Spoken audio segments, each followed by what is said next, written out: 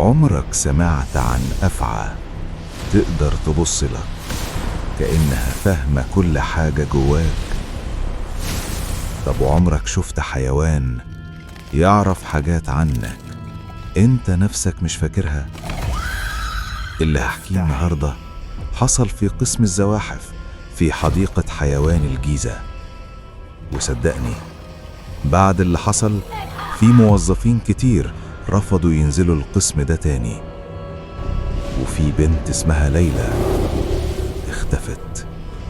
ليلى عندها 29 سنة، كانت شغالة أمينة في حديقة الحيوان بالجيزة من وهي صغيرة، وهي بتحب الحيوانات بشكل غريب.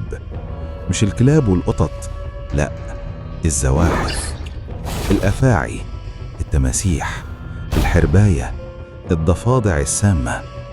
أبوها الله يرحمه كان دايما يقول لها الشغلانة دي مش للبنات، بس هي ما كانتش بتسمع الكلام.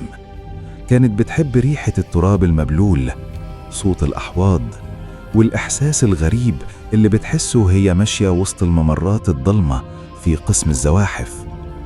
المكان بالنسبة لها كان بيتها التاني، لكن من حوالي شهر المكان ده اتحول لحاجة تانية، لحاجة كأنها مستنياها من زمان. قسم الزواحف كان دايما هادي بشكل يخوف. النور فيه خافت والجو ساقع طول الوقت عشان الحيوانات. الناس كانت تدخل بسرعة وتطلع بسرعة، لكن ليلى كانت بتقعد هناك لوحدها بالساعات، من الساعة 9 الصبح ل4 العصر، تنظف الأحواض، تأكل الحيوانات، وتكتب ملاحظاتها في دفتر قديم دايما شايلاه معاها. الغريب بدأ يوم 4، الساعة كانت 1 الظهر تقريبا. ليلى دخلت القسم وفجأة وقفت مكانها. كل أحواض الأفاعي كانت مفتوحة، الأغطية الزجاج متزاحة، لكن ده مش اللي خوفها. اللي خوفها إن كل الأفاعي بره الأحواض واقفة ساكنة، ولا واحدة بتتحرك، كأنهم تماثيل، وكلهم باصين في اتجاه واحد، آخر الممر، ناحية حوض رقم 13. حوض 13 كان معروف إنه فاضي، مكتوب عليه تحت التجهيز عمر ما حد حط فيه حيوان. لكن النهاردة كان في حاجة جوه، أفعى، بس مش شبه أي أفعى شافتها قبل كده. لونها وردي باهت، جلدها ناعم بشكل غريب، وعيونها دي مش شفع.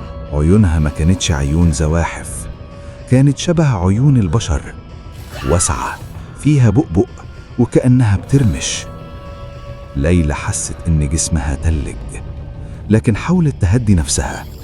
بدأت ترجع الأفاعي أماكنها واحدة واحدة، لكن طول الوقت الأفعى الوردية كانت بص عليها، مش بتتحرك بس بتراقبها. وقفت قدام الحوض ومسكت الدفتر وكتمت أفعى جديدة، نوع غير معروف، لون وردي، عيون. وسكتت لأنها لما رفعت راسها لقت الأفعى قربت من الإزاز، قربت جدا، أنفها لازقة في الإزاز من جوه، ولسانها بيطلع ويدخل ببطء كأنها بتتذوق ريحتها. ليلى قفلت الدفتر بسرعة وخرجت. لكن من اليوم ده كل حاجة اتغيرت. كل يوم تدخل القسم تلاقي الأفعى في مكان مختلف، مرة فوق الفرع، مرة تحت الرمل، مرة ملفوفة حوالين نفسها، لكن عيونها عمرها ما كانت بتبعد عن ليلى. وفي اليوم الخامس ليلى بدأت تحس بإحساس أسوأ، إن الأفعى مش بس شايفاها، لأ، فهماها. اليوم السادس كانت قاعدة على المكتب بتكتب، وفجأة سمعت صوت، همس واطي جدا، افتحي. ليلى رفعت راسها بسرعة، القسم فاضي. بصت ناحية حوض 13، الأفعى كانت في نص الحوض وفمها مفتوح، مش بتطلع لسانها، كأنها بتتكلم، والصوت كان جاي منها، افتحي. ليلى قامت مرعوبة، قلبها بيدق بسرعة. قفلت القسم وخرجت بدري، وفي الطريق تليفونها رن، رسالة من رقم غريب.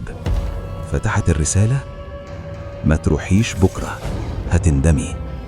حاولت تتصل، الرقم مقفول. طول الليل ما نامتش.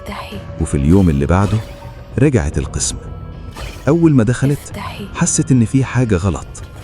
أوضة 13 كان مفتوح فاضي، والزجاج مكسور من جوه لبره. ليلى رجعت خطوتين لورا، الأفعى خرجت، بس إزاي؟ الباب مقفول، الشبابيك مقفولة، مفيش أي طريقة تطلع بيها. لكنها طلعت، بدأت تدور عليها، وفجأة شافت حاجة على الأرض. آثار، بس مش آثار زحف، آثار رجلين صغيرة حافية. الأثر كان خارج من عند الحوض وماشي في الممر. ليلى بدأت تمشي وراه، قلبها هيقف من الرعب. الأثر نزل بيها السلم، عدى من جنب أقفاص التماسيح، ووصل لغرفة الكاميرات. الغرفة دي ممنوع تدخلها، لكن كان فيها شباك صغير. ليلى قربت تبص، وفي اللحظة دي حياتها اتقسمت نصين.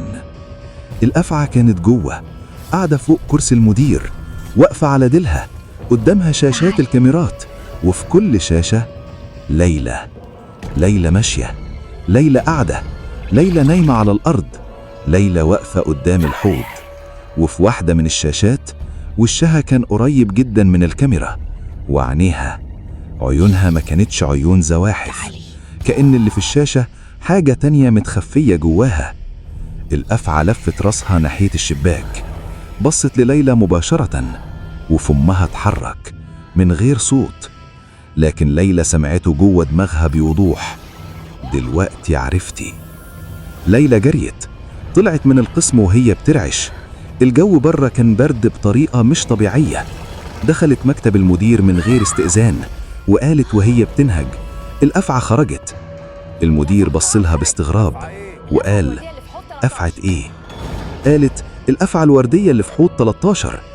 المدير سكت شوية، وبعدين ضحك ضحكة صغيرة وقال: ليلى، حوض 13 فاضي من 5 سنين. ليلى بصت له باستغراب، قالت: أنا شفتها وكتبت عنها في الدفتر.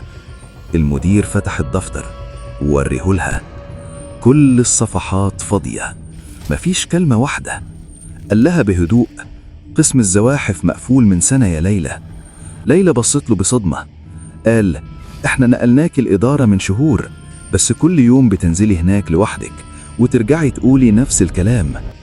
ليلى دموعها نزلت وقالت: بس أنا شايفاها. المدير قرب منها وقال: انتي تعبانة، محتاجة ترتاحي. لكن قبل ما تخرج، ليلى وقفت عند الباب ولفت له ببطء وقالت: لو مفيش أفعى، ازاي عرفت اللي هتقوليهولي؟ المدير اتجمد، قال: تقصدي ايه؟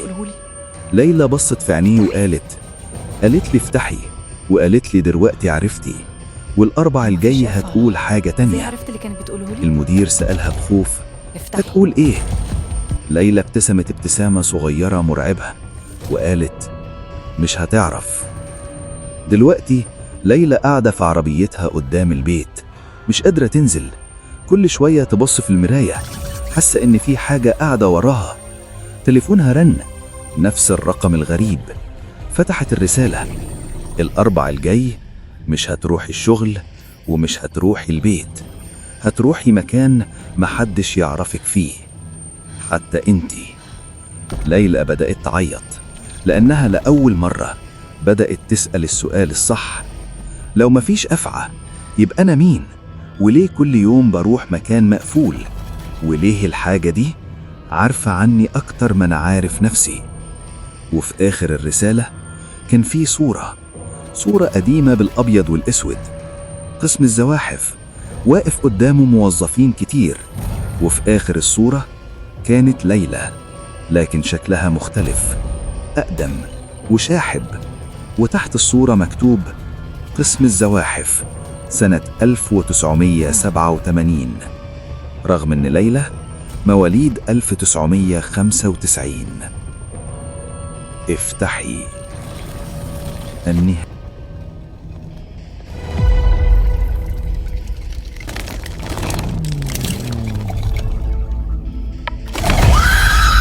افتحي.